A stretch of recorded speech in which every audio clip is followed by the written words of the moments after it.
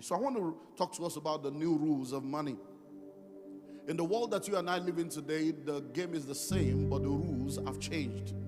And a lot of people find themselves being frustrated because they keep trying stuff that they think will work and it's not working for them. And they are wondering, is it that the village people are after me? So you need to understand that whether it's in the world of finances or in the world of relationship or in different aspects of life, the world that we live in is a constantly changing world.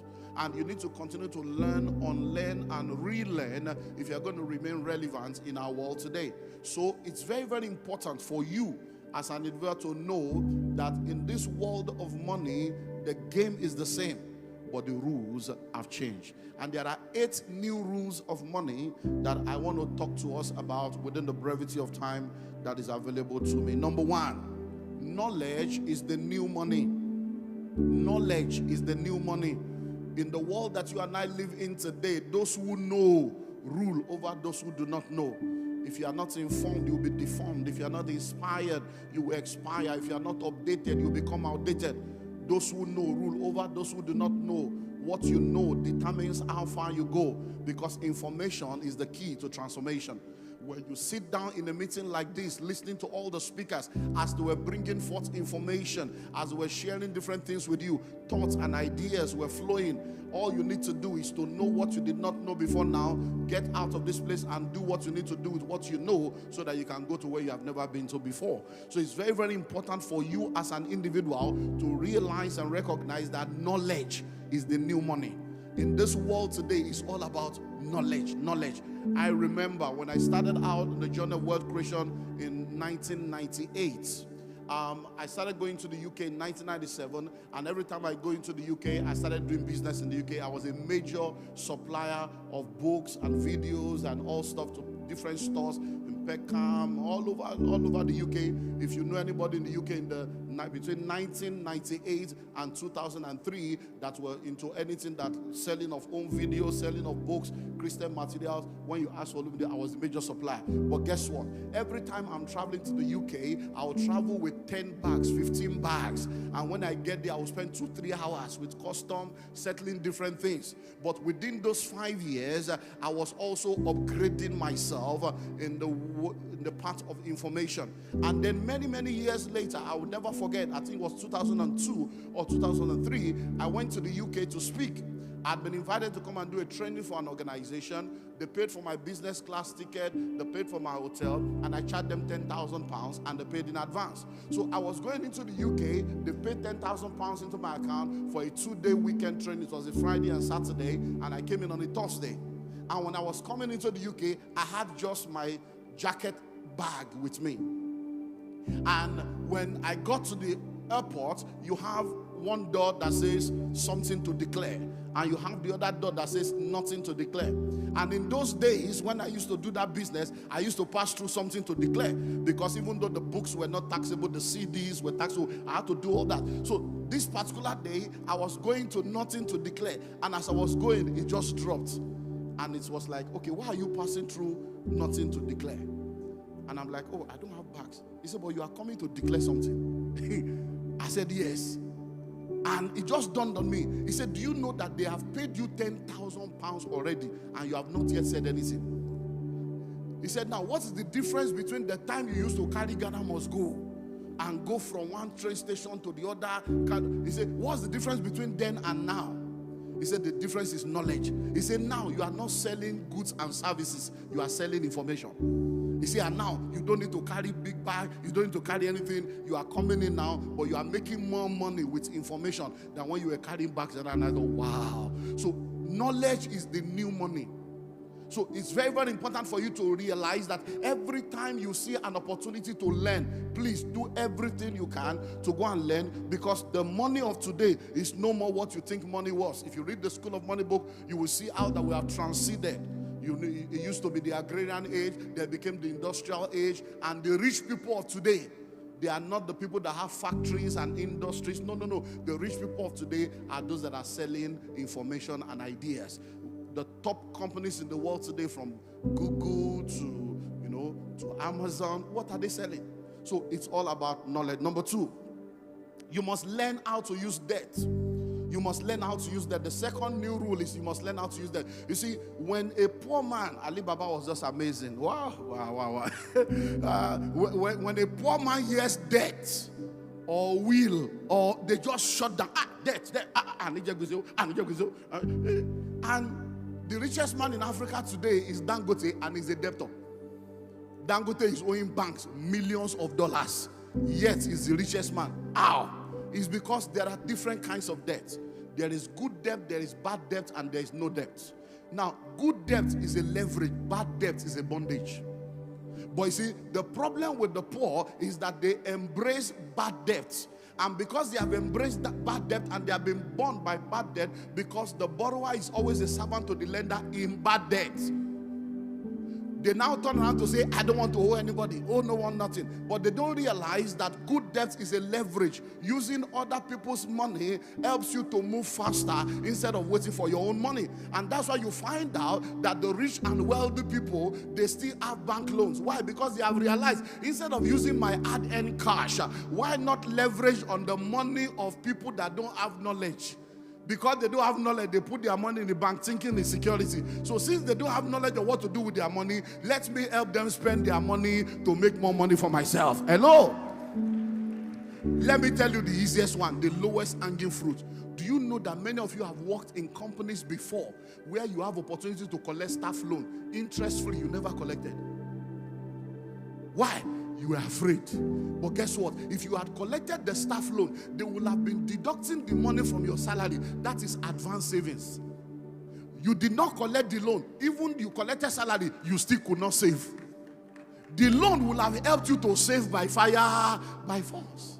You could have collected the staff loan. You could have bought Uber Corolla, and that one will be working for you, and you will still be collecting your salary. You could have collected the staff loan and opened a barbing salon or opened a hairdressing salon, and that will be working for you. Why, boy? I don't want to hire anybody. Now you have left a company that was giving you free loan. You are now in a company where there is no staff loan, there is nothing. To get 30,000, you now discover how difficult it is to see somebody to borrow you money.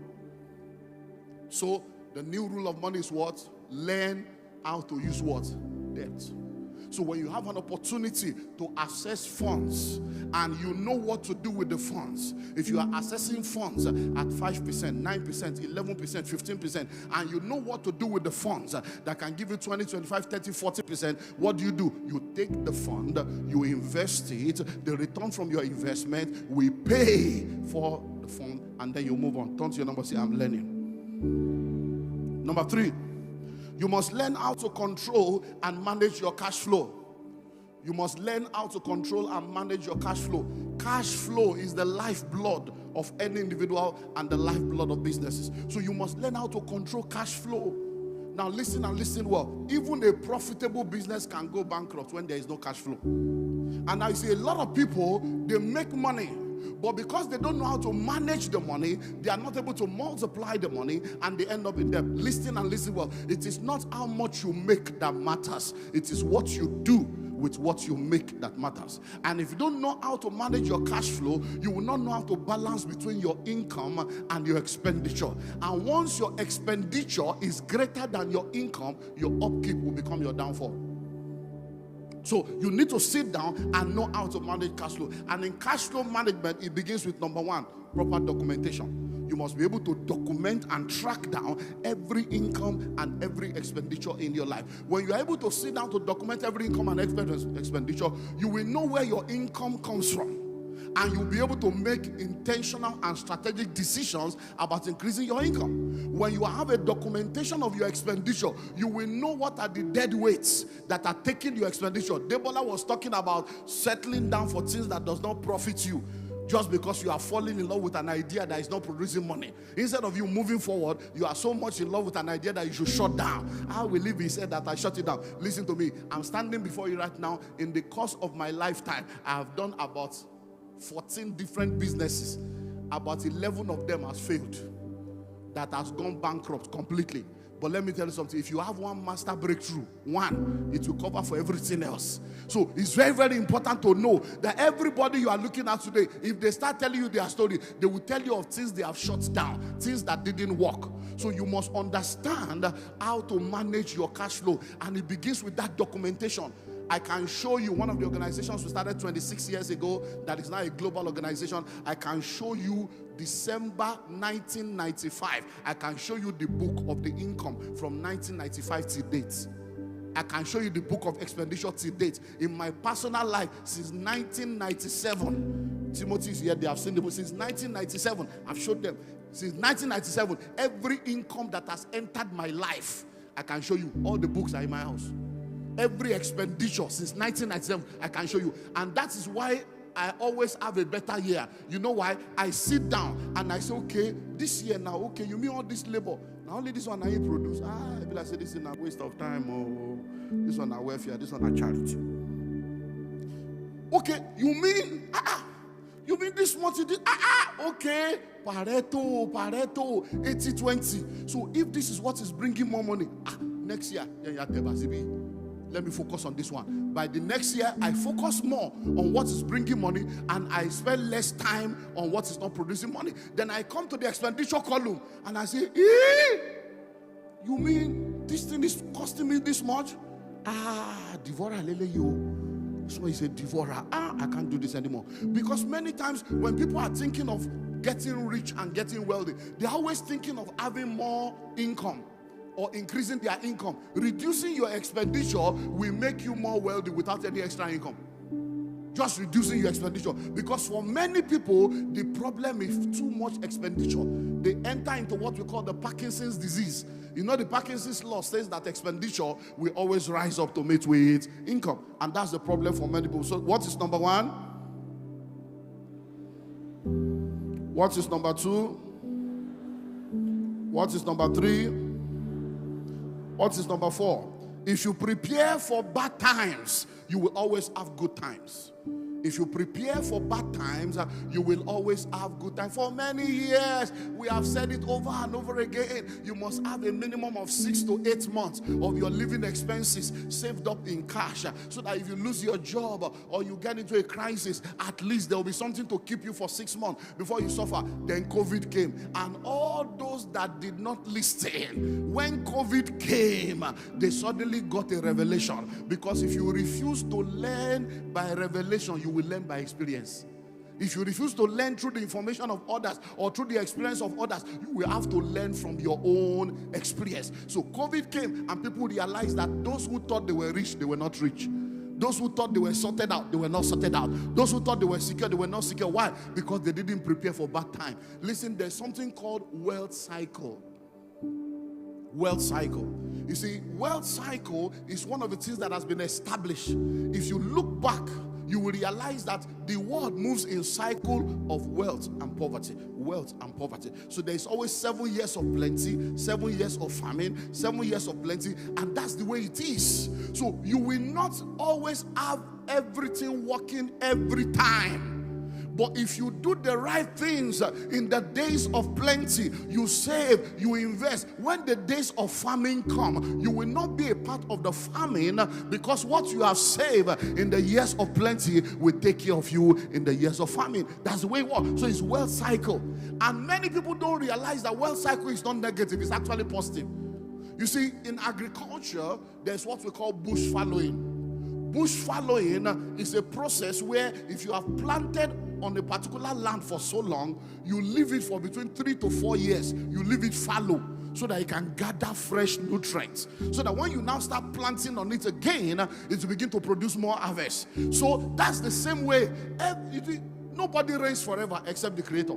So when the season of crisis and the season of trouble comes, crisis creates opportunities. So every time we get into famine period, it's not really a famine period, it's a rearrangement period. It's so that a new realm, a new crop, a new generation of millionaires and billionaires will take the baton from those that have been doing it and emerge. But because people do not know, when problems come, they allow the external problem to become their internal problem. And when problem becomes internalized, you can't move forward, you become demobilized.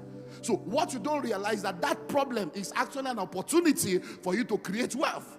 So it's very, very important for you to know, if you prepare for bad times, what happens, you will always have good times. So you may look back now and say, oh, COVID has gone. Oh, thank God, things are getting better. Listen to me, there will be another time when there will be another issue. Number 5. There is the need for speed and automation. There is the need for speed. There is the need for speed. Whatever you are doing now, if you are not thinking of automating what you are doing, you have expired already. There is the need for speed. So whatever you are doing now, you cannot be analog in a digital age. Whatever you are doing, no matter what the business is, start thinking, how can I automate this thing? How can I bring it to a level where it will be faster than it used to be? Because let me tell you something, even in the midst of COVID, even in the midst of lockdown, there are people that continue to make money because before the crisis, they have automated their business. So wherever they were able to continue to do business because their business have been automated. When you don't understand the importance of speed, you're going to get into trouble. If you know the banking, the process of banking in Nigeria, you realize that there was a time when if you had to go to bank, you have to go and queue. You have to take tally number. You go in the morning, collect the number, go to work, and then go in the afternoon. It has not reached your number yet. Now, then a group of young people came up and they started modern day banking. But today, you don't even need to go to any bank. You don't even need to physically go anywhere. So you can actually, we now have fintech all over. And you can sit down and on your palm with your mobile phone, you can transact business globally. It's now faster and cheaper and more profitable. So anything you are doing, one of the new rules of money is what? You must make everything faster, automate it. So whatever you are doing, think of how you can automate it. Think of how you can bring it to a level where it will move faster than you doing it manually. Number 6, learn the language of money. Learn the language of money. Every industry has a language. Every industry has what? Has a language. What is the language of money? You as an individual, if you want to make money, nobody feels comfortable around people that don't understand them. So if you don't understand money and you don't understand the language of money, how can you become wealthy? Now, let me give you a practical experience. Do we have any Igbo person here or Hausa that does not understand Yoruba? Anybody? You don't understand Yoruba? Okay, please come. Please come. Now, she's in World Summit, Sako, I'm on the mic. So she does not understand Yoruba, but excuse me, ma'am. I'm going to now speak in Yoruba from now, so just take the mic. Igbo Lengbe.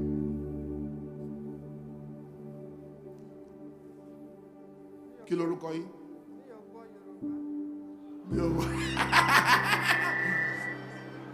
Now, because of time, let me do this. Now, mo fẹ́ kẹ́ wá fi ọwọ́ sínú àpò mi. Gbogbo owó tó wà ńbẹ̀, mo fún yín, kẹ́ máa mú lọ. Gbọ́ ni, alámì òróró máa ní mi. Mi ò ń parọ́ o. Àní kẹ́ máa bọ̀ kẹ́ fọwọ́ sápò mi. Owó Olúwa wà ńbẹ̀. Owó òkè òkun ó wà ńbẹ̀. Ó wà lápò mi mo ṣe wà yìí wọ́n. Ẹ wá fọwọ́ sápò mi, gbogbo owó tó bá ńbẹ̀ mo fún yín kẹ́ máa mú lọ.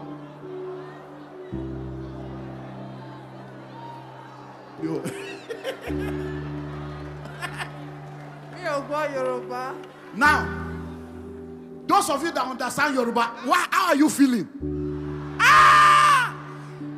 Now,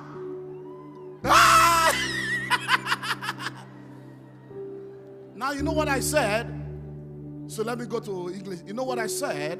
I said you should come to the altar, put your hands in my pocket, and whatever you see is yours. Now you see, I told you, I said, look, I've got Nigerian naira, I've got foreign currency in my pocket. All you need to do is to put your hands there and get it, and it's yours. But you didn't respond. You know why? You don't understand Yoruba language. Who say money no de Lagos? You don't understand the language of money. If you understand the language of money, you go no say money de Lagos.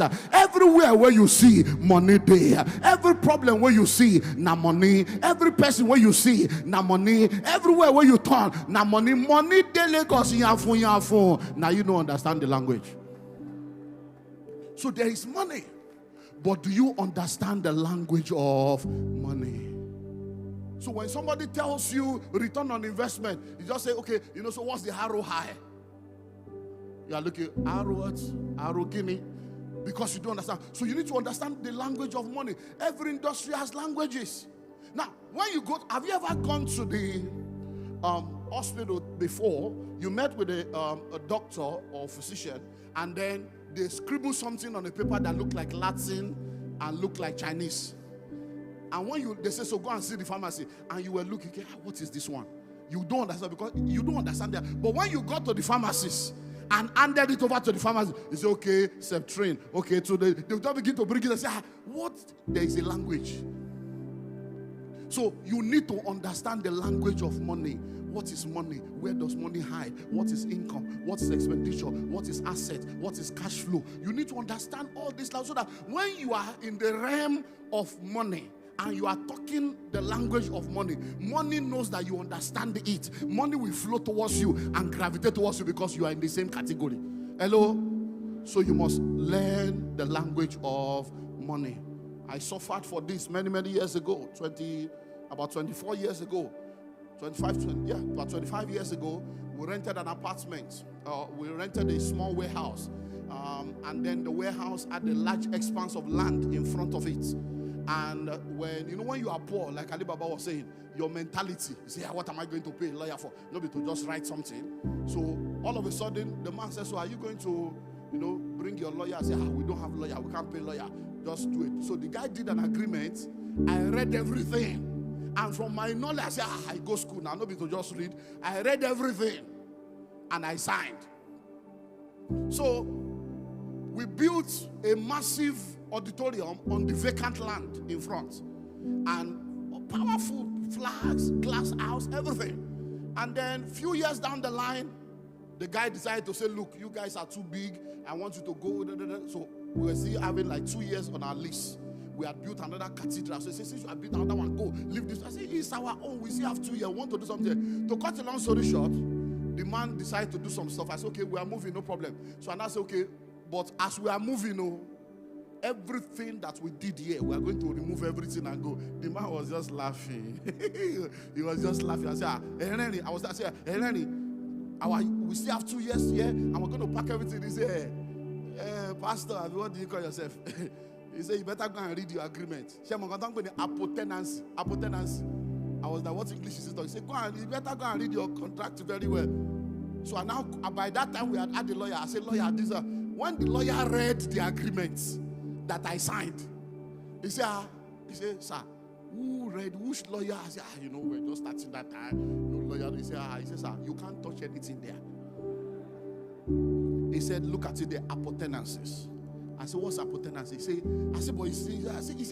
said, I read it now. Apotenancy, what's that? Tenancy. He said, no.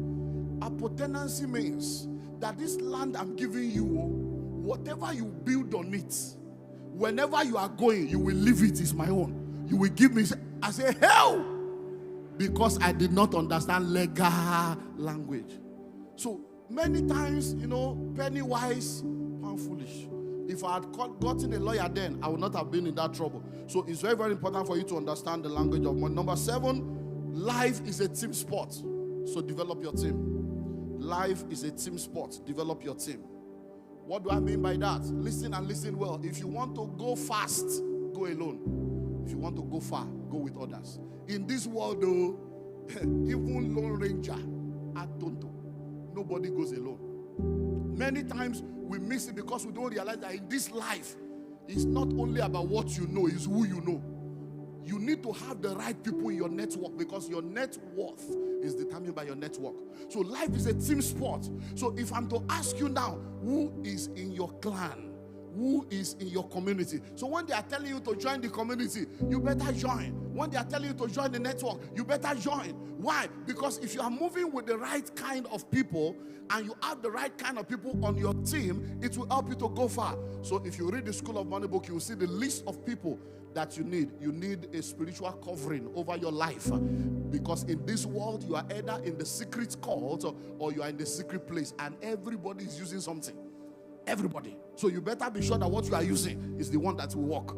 Everybody is using something. So, and then you need a life coach or a mentor that will guide you, that will lead you, that will instruct you, because you never know.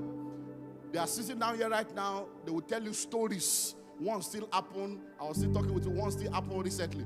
They will tell you stories of moves they were about to make, things they were about to do. They are just one phone call. Sir, we are thinking of this. What do you think? I say, forget it. It's not going to work. Don't try it. Okay, move this. And they'll come and say, we didn't.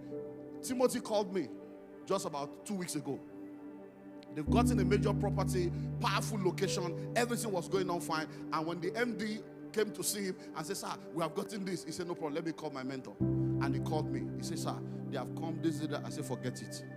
I said, forget it. I said, yes, location, good.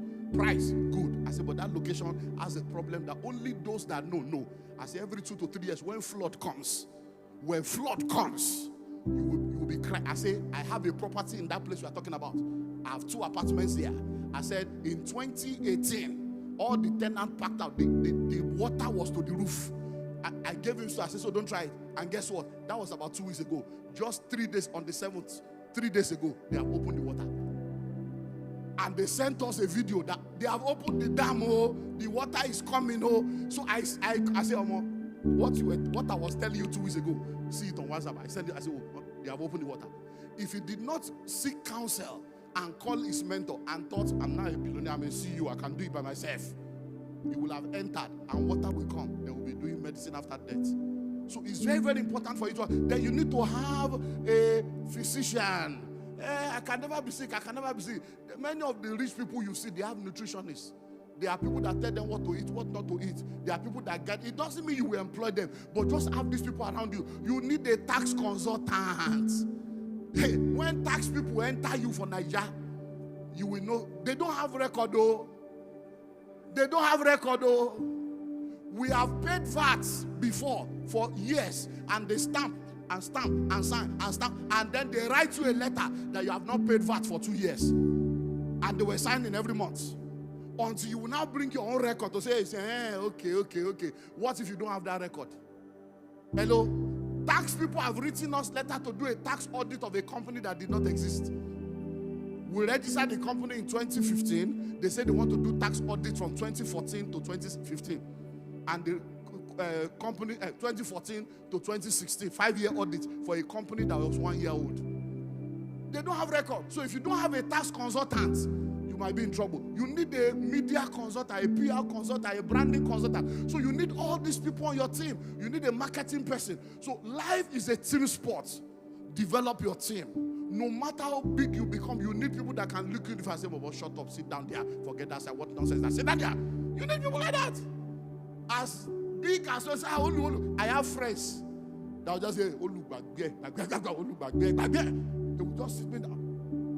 My wife, we always talk about one of my friends. And my wife will tell me, say, you know why I love this your friend? He said, out of many of your friends, all these men of God, he said, this one, I love the way he calls you Olu. He doesn't put pastor, he doesn't put doctor. And when he's talking, they say, hey, Olu, he will tell you, he said, that's why I love this your friend. He said, because all this friendship of, man of God, he said, these people that have known you when you were nobody. And even after you have become so, they too, they are somebody. And they will say, oh, look, back here. He said, I like this one. That's why I'm closer to this one than all these other men of government. And he said, this one, yeah. These are the people that can tell you things so that if you are me, I'll just call you, talk to your friend. Finally, no, I've given you 7, right? Number 8, finally, learn how to print your own money. Yes, sir. You see, what are you talking about? You see these books, they are my own. I have printed money. You see this pack, it's my own. I have printed money. You see this audio program, it's my own. I have printed money. You see this wealth creation pack, it's my own. I have printed money. Learn how to print money. What does it mean to print money? Come up with your own products and services. That is one thing you need to. So the new rule of money now is that you must have your own product and service. Learn how to print your own money. Stop being so proud and arrogant because you can afford somebody else's money that they are printed. I wear Gucci, I wear Louis Vuitton, I wear Ferragamo, I wear all those things you are calling somebody's name. Oh, Range Rover, I drive Range Rover Sport. When will you do something that people will be proud of? That they will buy. Those are other people's brainchild. Why has your own brain not given birth to any child? So you need to sit down and begin to print your own money. Do you know how much? You see, in business, we have what we call forward integration, backward integration. Sit down and ask yourself, what is it that is taking most of my money away? Can I begin to do backward integration so that I will not be spending that money to other people and have it for myself? You heard Debola also say it, when you have the content and then you begin to produce your own. It's very, very important to start printing your own money. Have your own products, have your own service, have something that is your brainchild. And you know what I love about copyright and patent rights is the fact that they give you 100 years. When you write a book now, you have 100 years to enjoy the book. And after 100 years, it goes to the public domain. Because even though there are many people on earth, the very minute you are able to come up with an invention or author something or print something, the entire universe acknowledges that you have done something. So they will say, we give you 100 years for you to enjoy this thing. And after that, other people can come and begin to enjoy. So it's very, very important for you to live here now and begin to think of how you can explore all the things that we have shared, because that is the new rule of money.